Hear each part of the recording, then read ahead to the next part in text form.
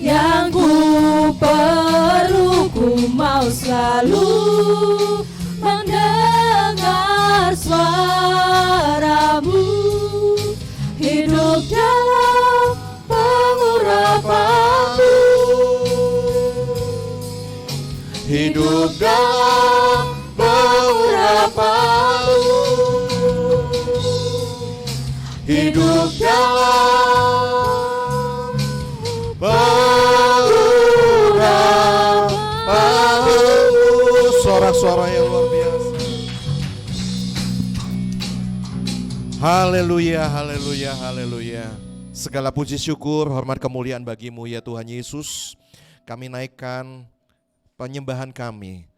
Biarlah Tuhan boleh menjadi dupa yang harum di hadapan-Mu. Siang hari ini kami boleh beribadah berjumpa dengan Engkau. Satu kehormatan buat kami, satu sukacita buat kami. Kami percaya Tuhan ketika kami berjumpa dengan Engkau lewat roh dan firman-Mu, maka hidup kami akan diubahkan. Bahkan bukan cuma diubahkan, hidup kami dipulihkan. Dan mujizat menyertai setiap kehidupan kami. Tuhan tolong kami untuk juga memahami setiap kehendak-Mu dalam kehidupan kami.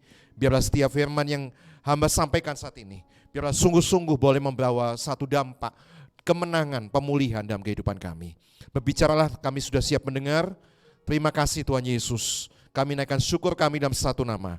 Dalam nama Tuhan kami Yesus Kristus. Haleluya. Sama-sama katakan amin. Silakan duduk, shalom. Selamat siang, apa kabar? Ngantuk? Hah? Baik, buka sama-sama Yohanes 4 ayat 15 sampai 30.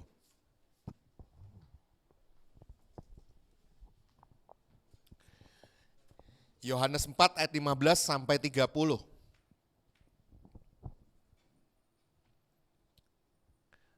Ini ceritanya tentang kehausan.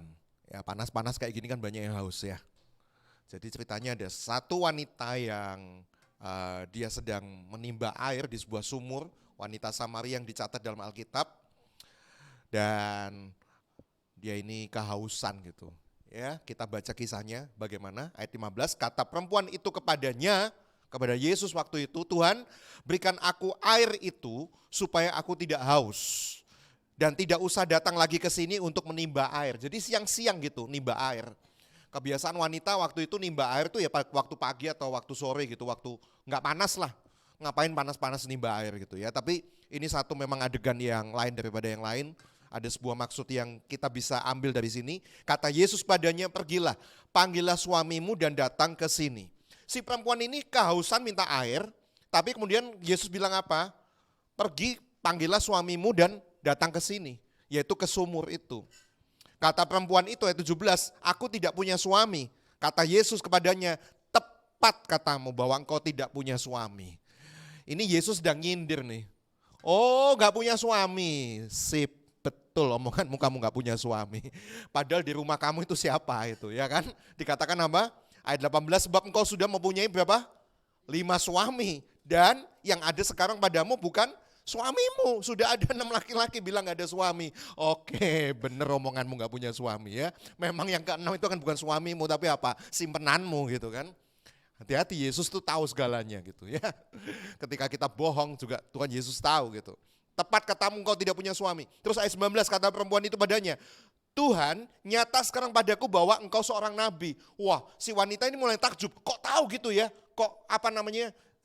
Yang ada pada sekarang saya itu laki-laki ke-6 itu bukan suamiku gitu. Wih, dahsyat nih orang. Wih, berarti nabi nih orang, bukan sembarang orang gitu. Ya, dia pikir sembarang orang. Makanya dia katakan, Tuhan nyata sekarang padaku bahwa engkau Yesus seorang nabi gitu, yang maha tahu.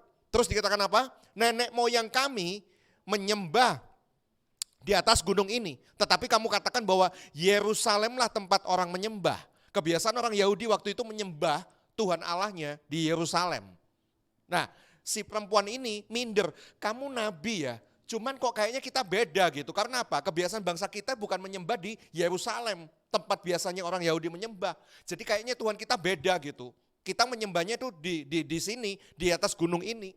Ya, terus dikatakan kata Yesus padanya, percayalah kepadaku hai perempuan, saatnya akan tiba bahwa kamu akan menyembah Bapa bukan di gunung ini dan bukan juga di Yerusalem. Tapi Yesus bilang apa? Oh enggak. Percayalah. Ya, bahwa apa? Menyembah Tuhan itu bukan soal menyembah di Yerusalem, bukan menyembah di gunung ini, bukan. Enggak tergantung sama lokasi. Kamu menyembah apa yang tidak kamu kenal. Ayat 22, Yesus berani bilang apa? Kamu itu nyembah Tuhan yang tidak kamu kenal. Makanya kamu membeda-bedakan gitu, oh harus di gunung ini, harus di Yerusalem. Kamu menyembah apa yang tidak kamu kenal. Tapi kami menyembah apa yang kami kenal. Sebab keselamatan datang dari bangsa Yahudi. Nah ayat 23 ini yang suka diambil gitu. Di banyak kesempatan khotbah renungan. Tetapi saatnya akan datang dan sudah tiba sekarang bahwa penyembah-penyembah benar.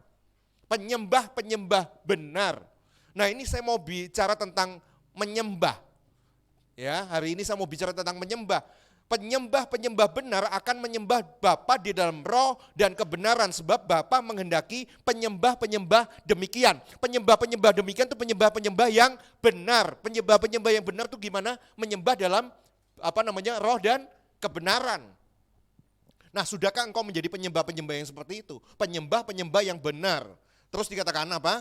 Allah itu roh dan barang siapa menyembah dia harus menyembahnya dalam roh dan kebenaran. Jawab perempuan itu padanya, aku tahu bahwa Mesias akan datang, yang disebut juga Kristus. Apabila dia datang, ia akan memberitakan segala sesuatu pada kami. Kata Yesus padanya, akuilah dia, akulah dia yang sedang berkata-kata dengan engkau.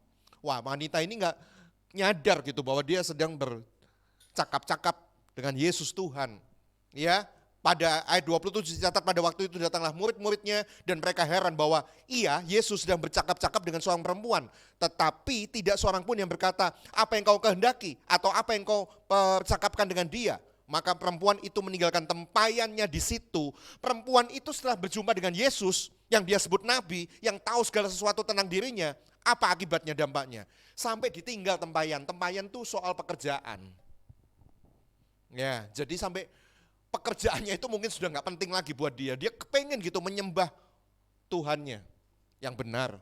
Yang seperti dikatakan oleh Yesus, Bapa menghendaki penyembah-penyembah yang demikian. Penyembah-penyembah yang benar, menyembah dalam roh dan kebenaran. Sampai ditinggal tempayannya di situ, lalu apa? Pergi ke kota dan berkata pada orang-orang di situ, mari lihat, ayat 29, di sana ada seorang yang mengatakan padaku, segala sesuatu yang telah ku perbuat.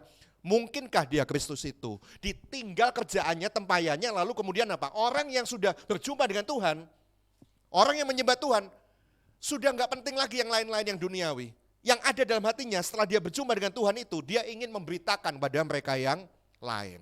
Nah harusnya penyembah-penyembah yang benar seperti demikian. Maka saya mulailah PowerPoint saya untuk menjelaskan. Tenang aja, saya menjelaskannya semoga dengan bahasa yang sederhana. Worship, next. Belum. Ini nanti, kembali.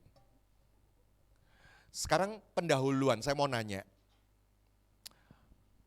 Apa makna arti worship buat saudara? Jangan dibilang penyembahan ya, itu cuma menerjemahkan. Saya juga tahu terjemahannya penyembahan. Sama Marco bisa ditunjuk gitu temanmu siapa gitu. Enggak, ini bukan ujian, tenang aja, enggak mempengaruhi ke surga ini ya. Enggak mempengaruhi, tunjuk aja gitu. Siapa? Melki yang mana? Ayo jawab Mel. Penyembahan itu apa? Worship itu apa? Menurutmu? Enggak bener, enggak salah kok, tenang aja. Enggak apa-apa, tetap masuk surga kok, enggak apa-apa kalau salah. Kok kayaknya, waduh ini neraka ini. Apa-apa? Worship itu apa menurutmu? Ya itu terjemahan mas. Ya enggak apa-apa. Ayo tunjuk yang lain. Ayo, siapa? Lintang itu yang mana? Oh iya, apa penyembahan lintang? Namanya bagus. Apa? Melayani Tuhan. Oh. Jadi yang kursi-kursi jemaat ini enggak melayani Tuhan lah berarti. Apa enggak menyembah Tuhan maksudnya? Kan katanya menyembah sama dengan melayani Tuhan gitu. Berarti yang di kursi-kursi jemaat ini enggak menyembah loh. Karena menyembah sama dengan melayani Tuhan. Enggak apa-apa. Terus next. Kan saya udah janji enggak apa-apa. Salah atau benar, enggak apa-apa, enggak usah malu. Berikutnya.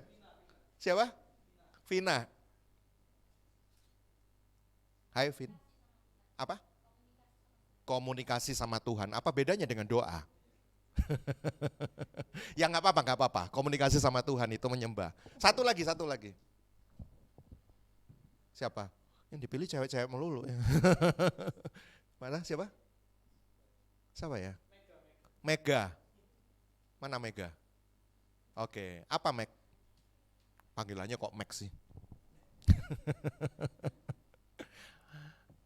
Apa Mega? Penyembahan itu apa? Worship itu apa? Menurutmu? Yang tercetus saja nggak usah nggak usah. Wah nanti takut salah terus dibener-benerin gitu. Apa? Doa dan memuji Tuhan. Oke, ya itu sepintas. Ya rata-rata orang ketika saya tanya ya begitulah. Ya makanya saya hari ini mau membahas next. Apa sih sebenarnya penyembahan itu? Next. Nah, ada 3 hal yang saya mau bahas. Penyembahan itu apa? Setelah tahu penyembahan itu apa, yang kedua kita harus tahu dong, kenapa kok kita harus menyembah. You mau melakukan sesuatu kan harus ada alasannya. You mau melakukan segala sesuatu gak ada alasannya gitu. Misal, ayo kamu ke mana gitu, ke Sidoarjo. Loh buat ngapain Pak? Ya gak ngapa-ngapain, ya mau. Orang bukankah melakukan sesuatu pasti ada alasannya dong, ya kan? Makanya saudara, sebelum saudara itu menyembah dengan ketulusan atau keterpaksaan, saudara harus tahu gitu alasannya apa gitu, kenapa saudara harus menyembah. Nanti kalau sudah tahu alasannya, tentunya gak usah dipaksa-paksa gitu. Ya saudara pasti dengan rela hati pasti akan menyembah gitu, asal tahu alasannya, kenapa kita harus menyembah. Nah kalau sudah tahu, oke, saya akan menyembah dengan ketulusan hati saya, dengan apa adanya saya. Tapi ya apa caranya? Kepengen sih, tapi gak ngerti caranya gitu. Ya, apakah mesti kudu nyanyi? Ya tadi penyembahan kan, makanya ada worship night. Wah, isinya penyembahan pasti dengan nyanyi-nyanyian, puji-pujian yang lebih banyak daripada khotbahnya. Biasanya gitu kan, worship night, ya kan? Nah, gimana cara menyembah Tuhan? Itu yang 3 hal ini yang saya mau bicarakan di siang hari ini. Ya, jadi 1 poin itu 1 jam, ya cukuplah 3 jam ya. Pas nanti saya pelayanan ke Sidoarjo, jadi saya nggak gabut gitu ya kan. Wajah saudara kok wajah menderita banget gitu kayaknya. Ya, oke next. Nah ini, ada 9 kali kata penyembahan yang saudara baca tadi Yohanes 4. Itu ya, sepanjang Yohanes 4 yang kita baca, paling enggak di ayat 20 sampai 24 itu ada 9 kata penyembahan di situ. Kalau bahasa aslinya itu adalah, ini ditulis dalam Perjanjian Baru, berarti bahasa Yunani aslinya proskuneo. Banyak yang menerjemahkan proskuneo itu. Ada yang berciuman, tersungkur, atau bagaikan seorang anjing pada tuannya. Banyak yang mengartikan proskuneo. Tapi saya kok tertarik dalam kamus bahasa Inggris, proskuneo itu diartikan sebagai to recognize something. To recognize something itu mengenal sesuatu, or someone, something or someone, to recognize, kenal, ngerti. Ya, dan dikatakan to recognize something or someone of superior value. Kenal dengan seseorang atau sesuatu yang nilainya itu superior, tinggi, berharga. Jadi penyembahan itu maksudnya apa? Mengenali sesuatu atau seseorang, dalam hal ini kalau kita menyembah Tuhan berarti mengenali Tuhan yang katanya itu adalah bernilai tinggi.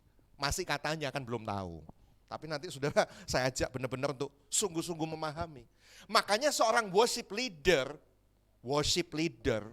WL, itu tujuannya harusnya menghantarkan seseorang untuk sampai kita semua itu tahu gitu.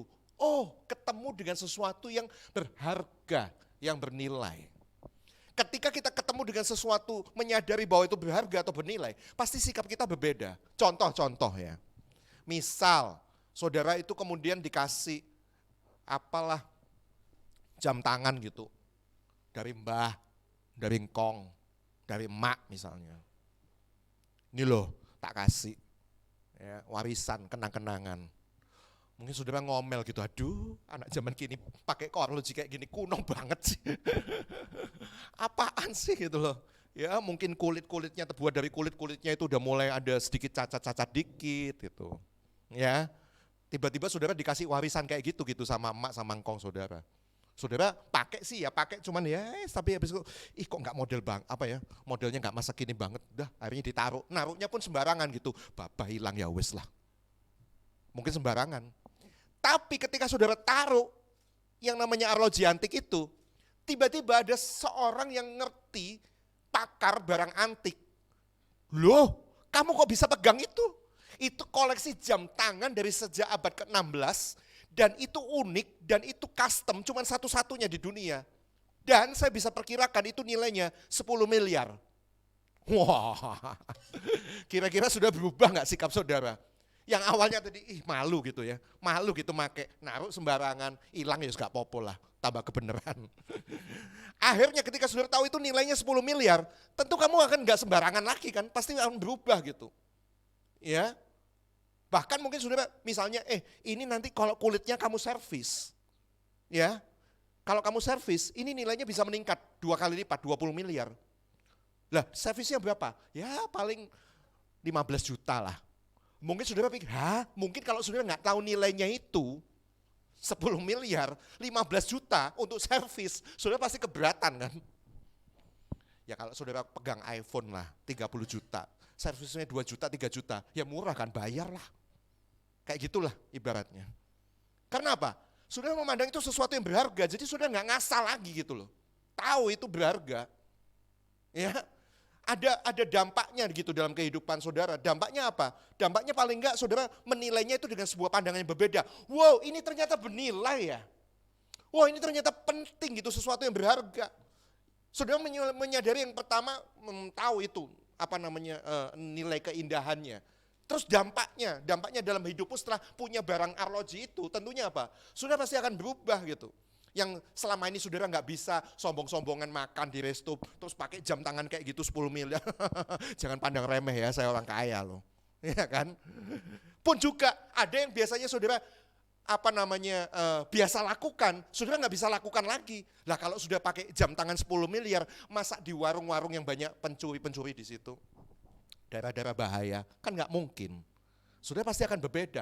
Kalau saudara tahu penyembahan itu adalah ketemu dengan sesuatu yang berharga, yang bernilai, mestinya hidupmu itu akan berubah. Tahu gitu loh, mana yang pantas sama yang nggak pantas. Karena apa? Sudah ketemu yang bernilai. Kamu itu bernilai. Masa gak ngajeni diri sendiri gitu loh, setelah ketemu dengan sesuatu yang bernilai. Ya gitu maksud saya, itu makna penyembahan. Hidupmu pasti berubah, tindakan saudara pasti akan berubah. Semuanya akan berubah. Nah, saudara itu yang namanya penyembahan, yaitu apa? Mengenali harga atau nilai dari sesuatu. Kali ini bukan sesuatu, tapi sosok Tuhan yang begitu luar biasa dalam kehidupan kita. Saya nggak ngerti seberapa luar biasanya Tuhan dalam hidupmu. Saudara yang tahu. Tapi bagi saya, Tuhan saya menaruh sebuah pengalaman-pengalaman yang luar biasa, sangat berharga dalam kehidupan saya. Ya, satu contoh lain, misalnya saudara lagi ngantri gitu, ngantri apa ya? Hari ini kuliner yang paling viral gitu apa ya? Ngantri sampai panjang gitu. Kemarin saya baca tuh di sosial media, ngantri apa itu di iBox? Apa? Enggak kok, apa itu loh? Bukan iPhone 15 itu yang saya lihat di sosmed. Ngantri apa itu yang buat ini loh, kayak TWS gitu. AirPod ya. Ya namanya kayak gitu, ngantrinya. Ya saudara, misalnya saudara ngantri gitu. Siapapun pasti gak suka ngantri kan, kepengennya cepet kan. Saudara ngomel, waduh cek suwene, kapan gitu, aduh cek suwene sih. Ya, terus tiba-tiba ketika saudara ngantri, saudara kedengeran gitu di belakang itu ada suara seseorang yang saudara itu tahu gitu. Begitu saudara melengak ke belakang, loh kok Pak Jokowi misal. Hayo gimana ngantrimu? Pasti saudara lebih rela gitu kan. Ya kan? Demi apa? Ketemu Jokowi terus bisa ngomong-ngomong tuh selfie. Wah upload di sosmed. Wah betapa bangganya gitu. Seneng gitu kan. Kalau bisa, silakan Pak, ayo belakang ayo Pak ngantri duluan. Saudara rela di belakang-belakang gitu. Supaya apa? Berlama-lama gitu dengan sosok Jokowi. Yang saudara anggap itu apa? Bernilai, berharga. Ketemu presiden. Ya kan? Pasti saudara gak akan hitung-hitungan lagi soal waktu dalam antrian itu. Pun juga mestinya saudara tidak akan hitung-hitungan waktu dalam soal ketika saudara ada di dalam gereja ini menyembah Tuhan. Cek suwenya gak mari-mari. Saya ngomong begini soalnya mau 3 jam gitu. Jadi saya harus masuk ke ini dulu. Mungkin ada yang mikir, lu dadakno temenan tak 3 jam.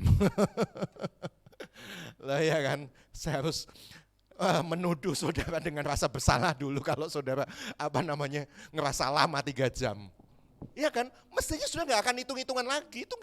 Itu sesuatu yang saudara repotnya, masalahnya. Sekarang saudara yang seringkali objek penyembahan kita itu kan nggak pernah Tuhan. Hayo jujur ngaku. Apa? Manusia itu diciptakan memang sebagai manusia penyembah. Pada dasarnya manusia itu diciptakan menjadi manusia penyembah. Makanya manusia itu ketika belum kenal Tuhan ya nyembah batu-batu, nyembah gunung-gunung gitu loh. Tapi kalau zaman sekarang kan sudah mungkin nggak masuk akal kongkong nyembah-nyembah patung-patung ke gunung-gunung gitu. Apaan sih, kita kan generasi Z, generasi Alpha, lebih masuk harus masuk logik lah, masa nyembah-nyembah kayak gitu. Tapi masalahnya objek penyembahan kita, masalahnya itu bukan Tuhan, tapi dalam kehidupanmu sehari-hari, saudara menciptakan gitu objek-objek untuk saudara sembah. Siapa? Pacar. Sampai bucin kayak gitu. Ya, pemuja pacar. Kalau diputusin gitu nggak mau, jangankan diputusin, nggak ketemu sehari aja minta ketemuan gitu, ya kan, telepon gitu, sampai lupa waktu. Pokoknya bucin lah, saudara ngerti lah maksudnya bucin. Nggak usah muka-muka sok nggak tahu gitulah. Serius gitu, bukan saya. Bagi yang cowok-cowok, ayo sebelah sini, apa penyembahanmu? Bukan objeknya, bukan Tuhan kan, Mobile Legend gitu, sampai goyang-goyang kayak gini, lupa waktu, lupa makan, lupa segala-galanya. Apa?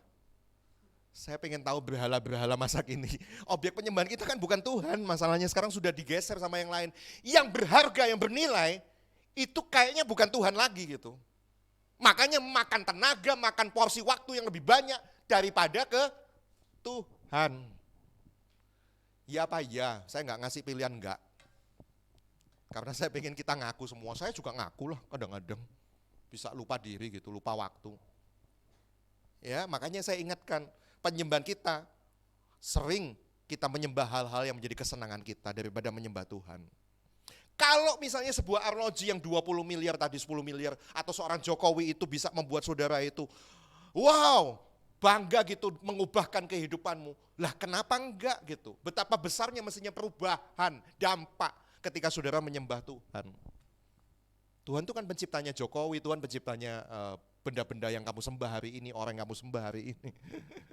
Siapakah mereka gitu sampai bisa menggeser penyembahan kita kepada pencipta kita. Ya, saudara, next. Sudah kenal ya? Apa itu namanya penyembahan? Jadi bukan tentang lagu. Saya ini nggak bisa nyanyi, berarti saya nggak bisa nyembah lah. Kalau nyembah itu cuma sekedar lagu. Menyembah itu bukan ibadah. Memang dalam ibadah ada unsur kita menyembah Tuhan. Tapi menyembah bukan cuma sekedar ibadah. Menyembah bukan sekedar berdoa. Tapi apa sekali lagi? Kenal sesuatu itu berharga atau bernilai. Bahkan paling bernilai. Mengapa kita tidak melihat Tuhan itu sedemikian berharganya bagi kita? Jawabannya karena kita adalah apa? Suka kekanak-kanakan. Usianya kan udah gede ya di sini ya. Sudah ada yang 20, ya masih ada yang belasan gitu. Ya kan? Tapi masalahnya masih kekanak-kanakan gitu rohani kita. Ya, kenapa kita kita nggak bisa tadi katanya kawan, melihat sosok yang bernilai, berharga. Tapi kok saya nggak bisa menilai Tuhan itu berharga ya. Waktu-waktu saya kok lebih banyak saya korbankan untuk sesuatu yang menjadi kesenangan-kesenangan saya sehari-hari ya. Karena saudara tuh masih anak-anak. Pakai contoh soal lagi. Saya ngerti saudara bingung maksudnya. Saya punya boneka itu di mobil saya. Bonekanya lucu, cute gitu, anjing kayak Haspapis gitu. Itu keponakan saya kalau naik mobil saya itu selalu kepengen doggy itu katanya. Ya pernah mau dibawa pulang. Ya saya ya cuman buat pajangan gitu aja gitu loh. Bukan yang saya berhalakan yang gimana. Wah selalu diminta. Pernah dibawa pulang, dibawa tidur-tiduran. Ya disita sampai berapa lama saatnya. Terus waktu saya mau ambil lagi, nangis, biasa kan anak kecil. Nah, terus satu kali saya goda gitu. Ayo, kamu mau anjing atau mau rumah di Graha Family? Kenapa ketawa? Hah? Kenapa ketawa? Loh, jawab. Kenapa? Ya mosok ngerti lah Pak, arek cilik Magra Family. Saudara sudah mulai ngerti, berarti sudah mulai matre ya. Sudah tahu artinya rumah kan? Kalau anak kecil 3 tahun, gak penting, dia gak ngerti artinya rumah Magra Family itu berapa, dan seberapa penting dan berapa berharga. Yang dia ngerti, ini anjing pokoknya berharga, nemenin saya tidur, gak mau diambil, gak mau ditukar dengan apapun, gak mau masih rumah pun gak mau, buat dia gak penting. Kekanak-kanakan kan? Ya enggak? Ngerti enggak maksudnya? Kenapa saudara itu tidak bisa melihat Tuhan itu sebagai sosok yang berharga? Ada yang lain yang lebih berharga, karena saudara masih anak-anak secara rohani. Enggak tahu itu nilainya itu berharga. Namanya anak kecil. Yang dipentingkan apa ya? Kesukaan-kesukaan, kesenangan-kesenangannya bukan? Ya itulah kita. Itulah kita. Ya, next. Nah, terus yang kedua sekarang. Kenapa kita menyembah? Tadi Yohanes 4 ayat 23, di situ dikatakan apa? Tetapi saatnya akan datang dan sudah tiba sekarang bahwa penyembah-penyembah benar akan menyembah Bapa dalam roh dan kebenaran sebab Bapa menghendaki. Di situ ada kata menghendaki, saya gedein hurufnya itu menghendaki.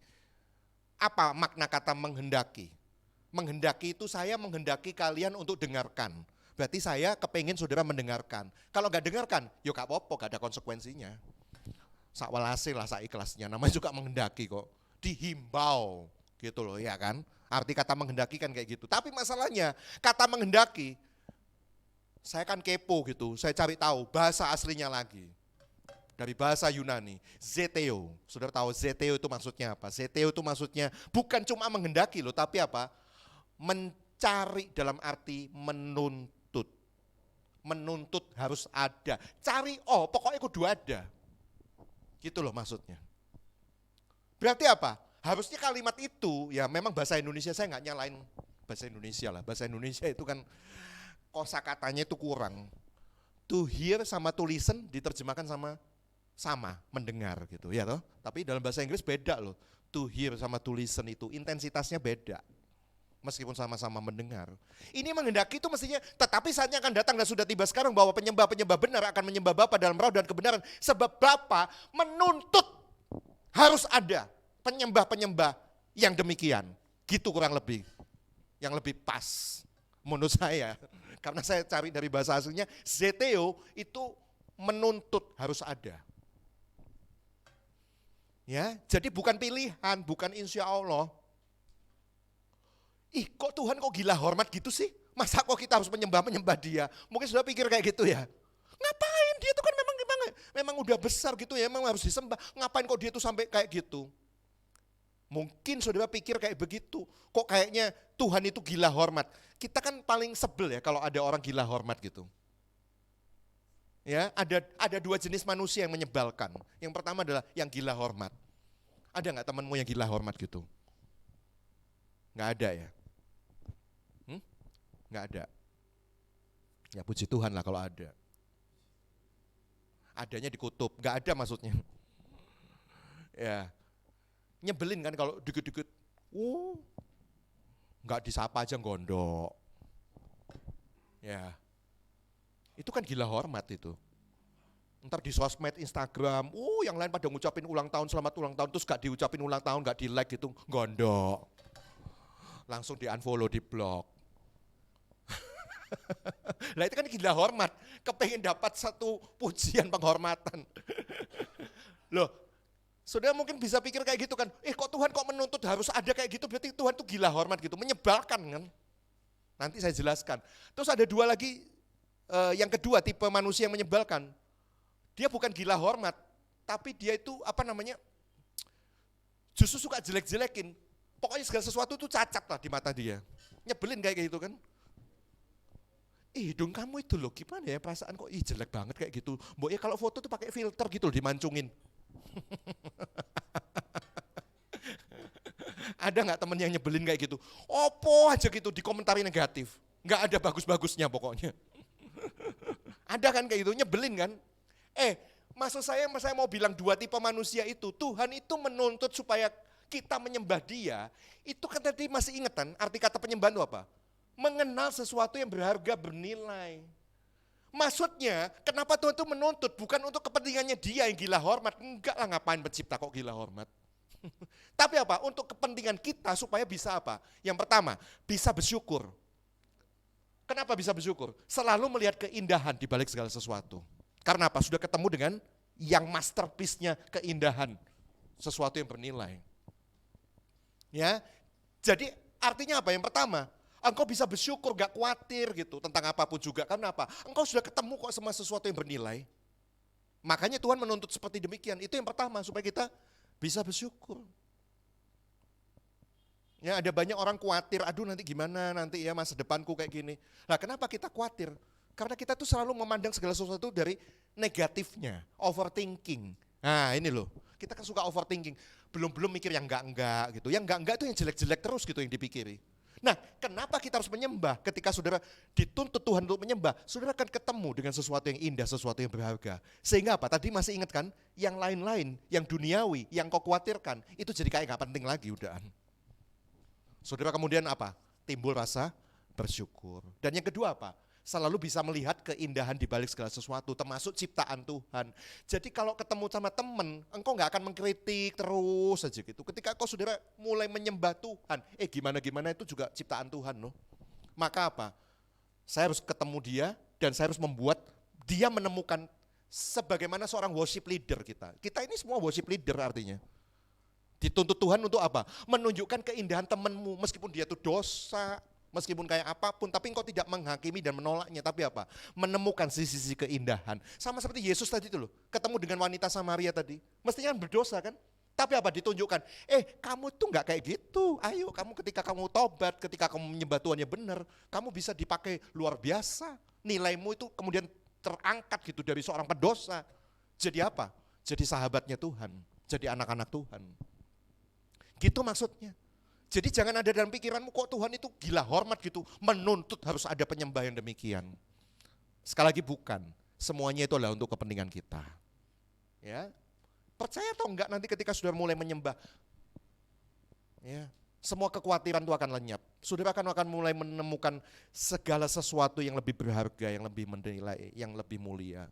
Kan firman Tuhan katakan semua yang benar, semua yang adil, semua yang sedap didengar, pikirkanlah semuanya itu. Nah Tuhan kan bilang begitu. Ya, jadi itulah next.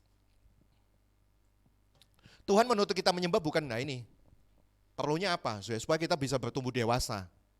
Enggak anak-anak lagi. Ya, tahu gitu mana yang bernilai sama yang enggak bernilai. Tahu mana yang berharga sama yang enggak berharga. Tahu mana yang penting sama yang enggak penting. Ya. Bukan artinya terus habis gini terus enggak boleh pacaran lagi, enggak boleh Mobile Legends lagi, enggak. Tapi sudah tahu gitu loh, membedakan mana porsinya gitu. Ya, supaya kita bisa bersyukur dalam setiap perkara. Terus next. Sekarang yang ketiga, yang terakhir, gak jadi 3 jam, saya tahu aja saudara melas banget. Coba kalau baca ya, Mas kameramen coba difoto ini jemaat-jemaatnya, kan wajah-wajah melas gitu. ya. Kenapa kita bisa, bagaimana caranya kita menyembah Dia? Yohanes 4 ayat 21 sampai 23, percayalah padaku hai perempuan saatnya akan tiba bahwa kamu akan menyembah Bapa bukan di gunung ini dan bukan juga di Yerusalem. Jadi artinya menyembah itu bukan tergantung lokasi, enggak harus cuma di gereja. Ya, kebanyakan saudara cuma di gereja tok, di gereja pun kadang-kadang masih ngasal kok. Di gereja aja masih ngasal. Artinya apa? Dimanapun saudara tetap get connected sama Tuhan. Bisa di mana-mana penyembahan itu. Ya, mau ketika saudara sekolah lah. Bahkan ada seorang hamba Tuhan yang ahli bicara seminar tentang penyembahan. Bahkan di toilet pun kamu bisa menyembah Tuhan katanya gitu. Saya pernah dengar kayak gitu. Ya masuk akal sih, bukan artinya melecehkan makna penyembahan. Karena apa? Ya itu tadi, mengenal sesuatu yang berharga, yang bernilai. Ya, jadi selalu dalam hatinya itu penuh dengan ucapan-ucapan syukur gitu. Ya kan? Kamu menyembah apa yang tidak kamu kenal, kami menyembah apa yang kami kenal, sebab keselamatan datang dari bangsa Yahudi. Tetapi saat yang akan datang dan sudah tiba sekarang bahwa penyembah-penyembah benar akan menyembah Bapa dalam roh dan kebenaran. Nah ini yang banyak ditanya pada saya. Jadi gimana menyembah dalam roh dan kebenaran? Harus pakai bahasa roh. Ayo gimana? Lah aku gak bisa bahasa roh ya apa? Berarti aku gak bisa menyembah Tuhan lah. Ya, akibatnya banyak yang dipaksa-paksa gitu, bahasa roh, sandal lama-lama tak sandal. Ada lagi yang Yamaha, Honda, Yamaha. Suzuki, Kawasaki, Suzuki. Sekarang ada lagi bahasa roh yang baru. Pengen tahu? Kiu cukurukuk gitu. Saya nggak ngerti apa maksudnya kayak gitu. Lo kan gitu ya, bahasa roh itu kan nggak mudah dimengerti ya kan. Berarti kiu cukurukuk bahasa roh gitu menurut saya. Karena saya nggak memahami itu apa maksudnya. Pokoknya asal bunyi gitu aja kan.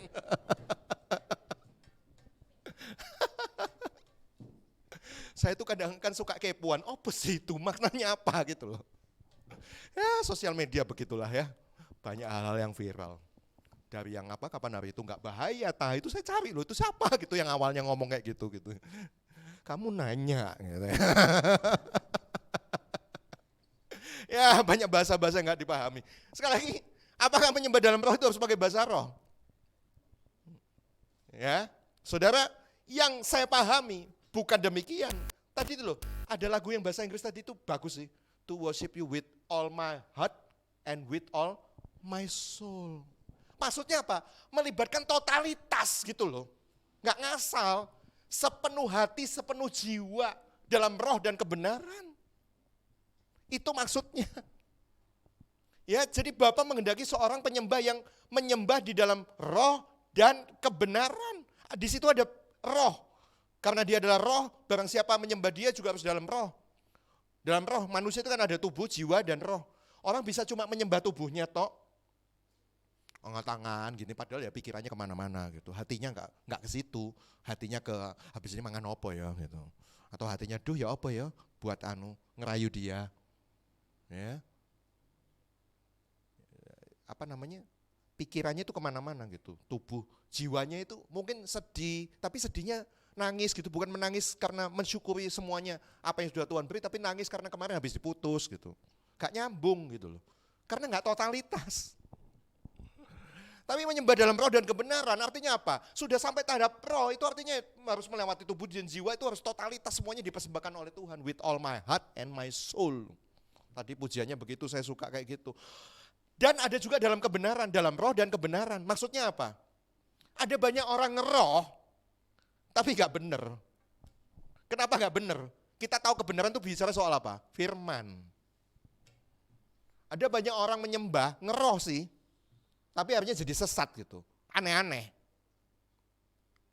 Kemarin tuh saya baru ketemu dengan satu pemusik dari Jakarta yang ada di YouTube. UNDVD, Undivided. Wah, mereka share gitu sama saya gitu ya. Mereka dulu ada di sebuah gereja yang memaknai penyembahan itu aneh-aneh gitu.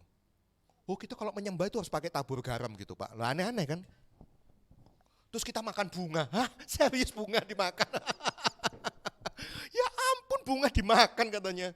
Maknanya apa? Ya bunga itu kan keharuman. Kita harus menghadap Tuhan dengan keharuman. Oh gitu. Makan bunga. Aneh-aneh. Menyembah dalam roh kalau nggak pakai kebenaran. Makanya itu loh satu paket roh dan kebenaran. Jangan aneh-aneh, bisa sesat loh. Tapi ada orang dikit-dikit Alkitab terus, pokoknya garis tegak lurus sama Alkitab. Wah, gitu bahasanya. Yang lain disesat-sesatin kalau nggak ada Alkitab. Akhirnya apa? Penyembahan jadi garing, nggak ngeroh. Harus kita akui kan itu kan. Ngerti nggak maksud saya? Nanti saudara akan ngerti lah. Ada yang kayak gitu, tipe aliran kayak begitu. Pokoknya kebenaran terus. Akhirnya ya jadi garing. Jadi garing, nggak ada sebuah kedalaman gitu loh ketika menyembah Tuhan. Makanya menjadi paduan yang pas, menyembah di dalam roh dan kebenaran. Sudah tahu ya caranya gimana? Yaitu dengan totalitas. Ya, nggak bisa bahasa roh, nggak apa-apa, yang bisa ya silakan. Kan gitu. Ini ada habis. Next, yang terakhir. Dedeng. Nah, ini penyembah yang benar dilakukan di dalam roh merupakan praktek yang melibatkan seluruh hati. Di saat yang sama penyembahan kita juga harus dilakukan dalam kebenaran. Artinya melibatkan kepercayaan yang benar dengan cara yang benar, yaitu apa? Basicnya firman Tuhan. Jadi harus banyak baca-baca firman Tuhan, supaya kenal sosok yang berharga, mulia, dan bernilai itu. Jangan ngeroh-ngeroh tapi nggak berdasarkan firman, nanti bisa sesat. Juga jangan dikit-dikit tuh Alkitab terus saja tanpa bisa mengaccept sesuatu yang berhubungan dengan karunia roh. Jadi garing. Ya, saya sih garis tengah. Sebenarnya bukan garis tengah sih, komplit roh dan kebenaran. Nah itu loh. Roh plus kebenaran, jangan dipotong salah satu. Kan Tuhan menghendaki demikian, roh dan kebenaran. Yang paling terakhir, saya undang pemusik, pemimpin pujian. Ayo kita baca sama-sama ini. Silakan maju. WL dan pemusik. Bisa baca kan? Ayo kita bangkit berdiri.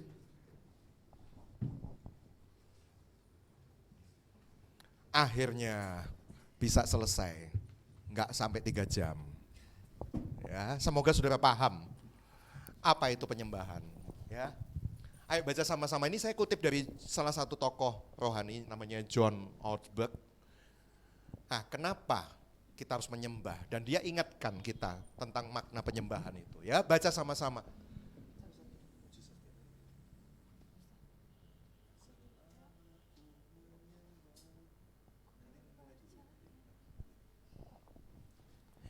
Ya, ayo baca sama-sama. 3, ini bukan mantra, bukan.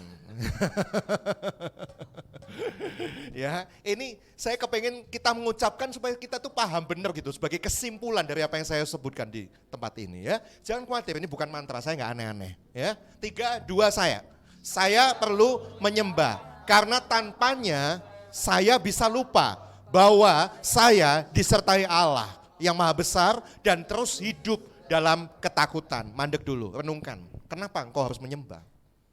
Kalau saudara nggak menyembah, saudara kita bisa lupa loh bahwa kita punya Tuhan yang besar. Kita punya Tuhan yang besar. Akhirnya kemudian kita tuh takut, khawatir, terus bawaannya overthinking, larinya kemana-mana pikiran kita. Makanya kita harus menyembah. Supaya ingetin, engkau kan punya Tuhan yang maha besar. Nah sekarang yang kedua, 3, 2, 1. Tanpa menyembah Tuhan, saya bisa melupakan panggilannya. Dan mulai hidup dalam nafsu, mementingkan diri sendiri. Kenapa saudara harus menyembah? Supaya kita tahu, masing-masing kita seperti wanita tadi ketika sudah berjumpa dengan Tuhan. Wanita Samaria itu kemudian apa? Dia tahu panggilannya, ngasih tahu ke yang lain, ayo kita ketemu dengan figur itu. Supaya apa?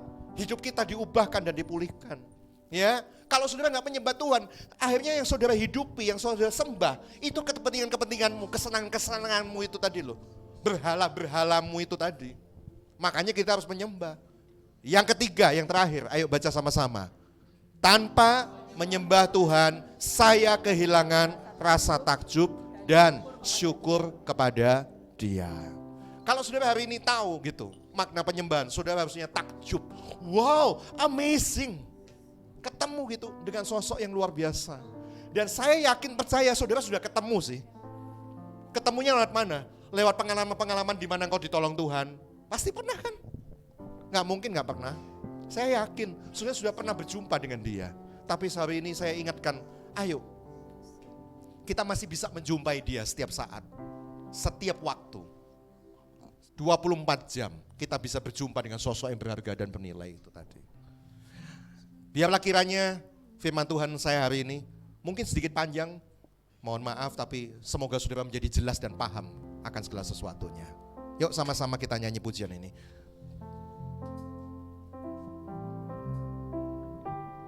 Tiada berubah kuasa nama-Mu, Tiada berkesudahan kasih setiamu, apabila Tuhan sudah berfirman, maka semuanya jadi. tiada berubah Kuasa nama-Mu tiada berkesudahan, kasih setiamu, apabila Tuhan sudah berfirman, maka semuanya jadi. Selama Ku percaya bahwa mujizat masih terjadi selama kau besertaku. Ku melihat ada mujizat setiap hari selama ku menyembahmu. Ku percaya bahwa mujizat masih terjadi selama kau besertaku. Ku melihat ada mujizat setiap hari. Mari kita nyanyikan dari awal pujian ini. Tiada berubah Tuhan kuasa namamu. Yes, kuasa namamu tidak pernah berubah. Engkau tetap yang maha besar, maha kuasa ya Tuhan. Ya benar Tuhan. Kasih setiamu. Apabila Tuhan sudah berfirman, maka semuanya, katakan selama kami menyembahmu ya Tuhan. Kami percaya Tuhan. Ku percaya bahwa mujizat masih terjadi selama kau besertaku. Ku melihat ada mujizat selama kami menyembahmu ya Tuhan. Kami percaya, yes, selama ku menyembahmu. Ku percaya bahwa mujizat masih terjadi. Mujizat masih terjadi ya Tuhan. Amin. Kau besertaku, ku melihat ada mujizat setiap hari. Ada mujizat setiap hari. Kami percaya ada mujizat. Ada mujizat setiap hari. Terima kasih Tuhan, kami melihat mujizat-Mu setiap hari dalam kehidupan kami. Tiada berubah Tuhan kasih-Mu, Engkau sudah menolong hidup kami. Engkau pernah menolong kami dari lembah kekelaman. Engkau tarik tangan kami, Engkau angkat hidup kami. Terima kasih, kami bangga punya Tuhan yang luar biasa. Ajar kami Tuhan senantiasa untuk boleh menghargai sesuatu yang bernilai, yang paling bernilai dalam kehidupan kami. Tuhan, hari ini kami tahu bahwa kami menyembah sesuatu yang tidak ternilai. Sesuatu yang paling berharga, yang satu-satunya yang kami punya. Dunia boleh meninggalkan, orang lain boleh tidak menganggap kami, tapi Engkau angkat hidup kami. Kami menjadi sesuatu sosok yang Kau ciptakan, yang paling bernilai juga. Terima kasih Tuhan, Kau sudah entaskan kami dalam kehidupan kami yang penuh dengan lumpur kekelaman, penuh dengan lumpur dosa. Tapi Engkau angkat kami sekali menjadi sosok yang bernilai, menjadi sosok yang Kau pakai bahkan untuk melayani Engkau. Terima kasih Tuhan. Terima kasih. Kalau sampai hari ini kami boleh menikmati segala anugerah kebaikan-Mu Tuhan. Terima kasih. Hari ini kami biarlah sungguh-sungguh boleh memahami firman hari ini, di mana kami boleh menjadi penyembah-penyembah yang benar, yang menyembah Engkau senantiasa di dalam roh dan kebenaran.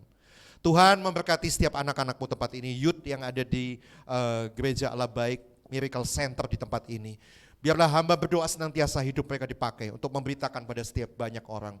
Menjadi pembawa pesan bagi setiap orang bahwa mereka telah berjumpa dengan sosok yang paling bernilai berharga dalam kehidupan mereka. Dan biarlah mereka boleh mengajak mereka yang lain untuk boleh berjumpa dengan sosok yang paling berharga dalam kehidupan setiap manusia.